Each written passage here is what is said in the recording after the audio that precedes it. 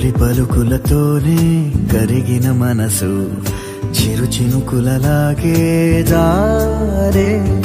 కుసకుసలను వింటూ అలలుగా వయసు పద పదమని తీరం చేరే ఏ పని పాట లేని చల్లగాలి ఓ సగం చోటే కోరి మీ కదే విందా తరగతి గది దాటి కదలిన కథకి తెలియని తెగువేదో చేరే అడుగులు పడలేని తొలి తపనలకి